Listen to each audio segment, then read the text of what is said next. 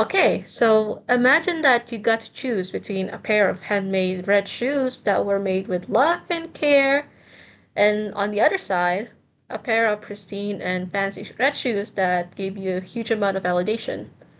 So, which one would you choose? Hmm, I would say I'd pick the handmade shoes, no questions asked. Hmm. To be Hmm. honest with you, I'd take the fancy red shoes, not gonna lie. Only because they might look pretty. Personally, I'm going to choose any of the shoes that made me feel love and care. So I'd say the handmade shoes, to be honest.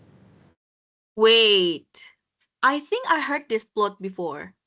Is this one of Hans Christian Andersen's short stories? Oh yeah, I think if I'm not mistaken, it's titled The Red Shoes, right? Oh, bingo! That's what I was talking about. Okay, so for our listeners, good evening. Today we're going to talk about spiritual and slightly gory fairy tales titled The Red Shoes by Hans Christian Andersen. We're your reliable host, Dinda Zarashabuter, but you can call me Dinda. And I am Siti Hanifa Budiman, and you may call me by Han.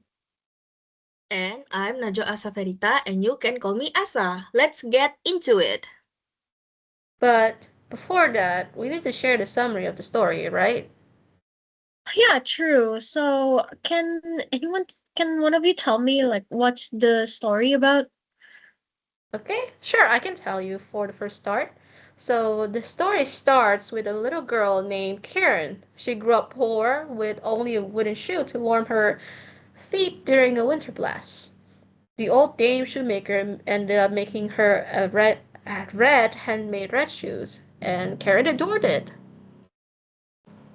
Oh, though it was given at the wrong time when her mom who passed away, and she had to wear it to the funeral because it's the only pair of shoes she had. But then the queen adopted her solely because of her beauty. And then she saw her stepsister's pair of red Morocco shoes worn during the coronation. She wished to be in her stepsister's position because of the attention she might get from them. When her time finally came, she finally got the opportunity to wear the red Moroccan shoes. Yeah, and ever since she wore them, she couldn't help but show them off to the people around her. She would wear it to her baptism, sacrament, etc., just so she could gain a lot of attention from wearing them to every sacred event in her church.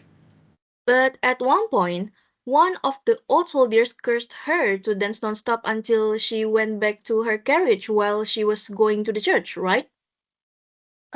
Even after that, she still chose to go to the ball with the red shoes instead of taking care of the old dame shoemaker and left her to die alone in her house. Mm-hmm. And while the old dame was dying, she was dancing in the ballroom with her shoes. In this one, but this time, she ended up being cursed to not stop dancing for weeks on end. Then she came across the executioner, whom she later confessed her sins to and begged to cut her feet off. In the end, she started to realize her wrongdoings and start to improve herself by connecting herself with her religion. Alright, so now that we got it out of the way, what do you think about the story? Hmm, I think one of the strongest ideas in this story is about the danger of vanity and uncontrolled desire. Karen becomes obsessed with her red shoes, and over time, it starts to control her actions. We can see this when Karen chooses to wear the red shoes even in inappropriate situations like going to church. This shows that her desire for beauty and attention becomes more important than her value or social expectations. So, the story suggests that when we let our desires take over without limits and boundaries, they can lead to negative consequences. Another important thing is punishment and morality. This story reflects a moral lesson where disobedience and pride are not just wrong, but they are also punished in a very extreme way. Karen is forced to dance endlessly, which symbolizes how she loses control over herself. I also think about loss of control as a theme. At first, Karen chooses the shoes, but then the shoes control her. This shift is important because it shows how something such as desire, things that we think we can control, can actually end up controlling us. And in my opinion regarding Karen's whole character is that Karen was presented as a poor little girl who was described as fragile and also vulnerable. The story doesn't focus on whether she is the protagonist or the antagonist of the story, whether she's the nice girl or the uh whether she's the hero or the bad girl of the story, but she was more presented as an unfortunate girl who longed for comfort and vanity. Basically, she longed for attention and vanity. And it and we can take in mind that Karen's attachment to the red shoes was very innocent because she's still an innocent child. But as the story continues, the story emphasized on how desire can shift into obsession, as stated by Asa. Anderson used Karen to show how a person can be led away by vanity and temptation, even without meaning to harm others or themselves. And moreover, Karen was portrayed as a flawed character who fell into the deep depths of vanity. One of the prime examples of her struggles follows through her unhealthy obsession with the red shoes that were given to her. The woman who adopted the poor little girl actually attempted to burn her red rags and later then gave her a pair of black shoes for church. But Karen's unhealthy obsession had led her priorities astray, and she had forgotten about the covenant and also forgotten about God, and all that clung into her mind was none other than the red shoes itself.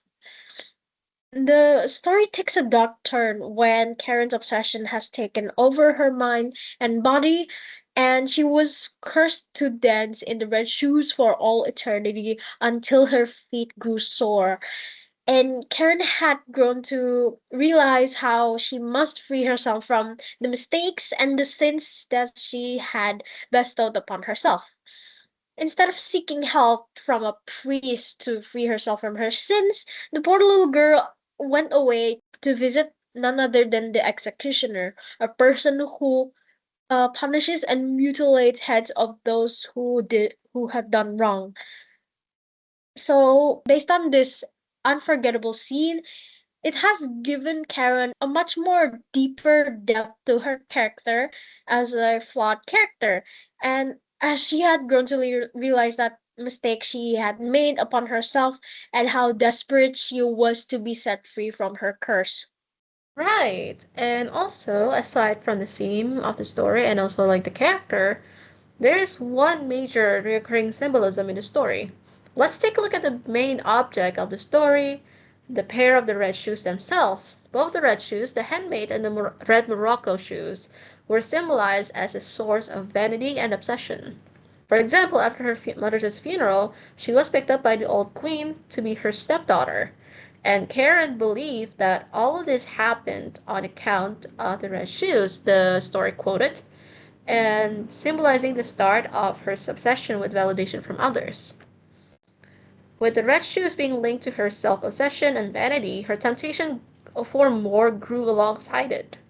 When she was just adopted, she saw her stepsister getting a lot of attention from the commoners for wearing the red Moroccan shoes. In Karen's eyes, those attentions and those red shoes were far more handsomer than those dame shoemakers had made for her, indicating that basically if she wear the shoes, she will gain a lot of attention. And it implies that the temptation to have the pair of shoes for herself, not because they look beautiful, but as I mentioned, because of how much attention she'll get for wearing them.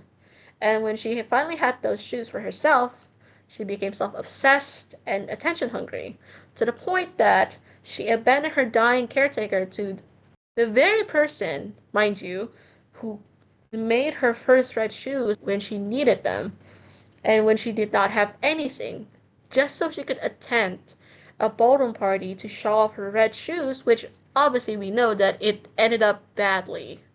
And I think that this story reminds me a lot of Disney's Tangled from 2010, specifically of the antagonist, Mother Gothel.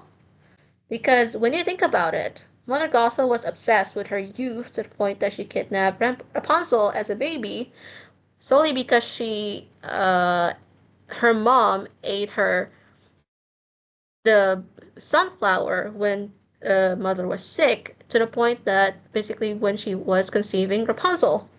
And not only that, she kept her isolated in a tower so she could use her hair to keep her youth and to extent to keep herself alive as long as she could.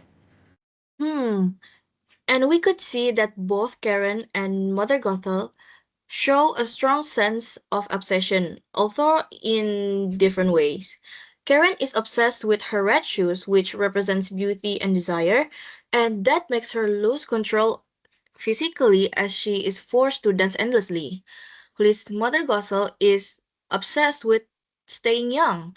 It makes her lose control morally because she is willing to control and manipulate Rapunzel to keep her in line just to fit her own desires. And by the end of that story, Mother Gothel actually faced her own doom due to her own obsessive desires. Is that right? Yes, that is correct. She ending up tripping on the cut off hair that Rapunzel cut off, and then she fell through the tower to her death. Oh, I see. Thank you so much for sharing all of your thoughts about the story. So, what's the main takeaway from the story, if I may ask? Okay. So to wrap things up, the red shoes gives us a strong reminder about how dangerous it can be when we let our desires control us. Through Karen's story, we can see that something as simple as wanting a pair of beautiful shoes can slowly turn into an unhealthy obsession. It is okay to want things or to express ourselves, but we also need to stay aware about our values and limits. Overall, the red shoes give us warning about self-control, humility, and the consequences of obsession. Well said. And I think that marks the end of our video. So for the viewers and also for the listeners, I hope you enjoy our discussion about this classic story, whether you are listening while doing your assignments or eating. I hope you guys have a good day. Take it easy.